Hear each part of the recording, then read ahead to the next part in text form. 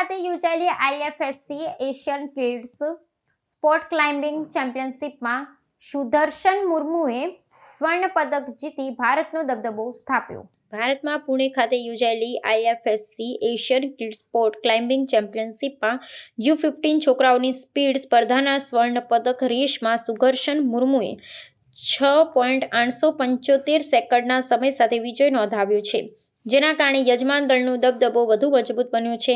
સ્પર્ધા 1 થી 4 નવેમ્બર દરમિયાન થઈ હતી અને અંતિમ રેસનો વિડીયો તેમજ પરિણામોની વિગતો સોશિયલ પ્લેટફોર્મ પર પ્રકાશિત થતાં યુવા ખેલાડીની તેજ ગતિ ચર્ચાનો વિષય બની છે। સત્તાવાર અહેવાલોમાં આ વિજયની ચેમ્પિયનશિપના મુખ્ય મુકામોમાંથી એક ગણાવ્યો છે।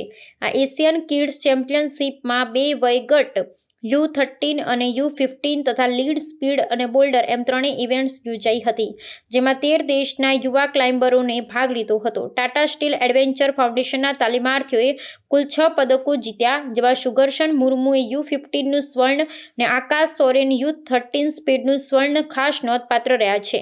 અન્ય કેટેગરીમાં ભારતીય ખેલાડીઓએ રજત અને કાંસ્ય પદક સાથે પોડિયમ પર સ્થિર હાજરી નોંધાવી, જે ટીમના સર્વાંગી પ્રદર્શનને ઉજાગર કરે છે।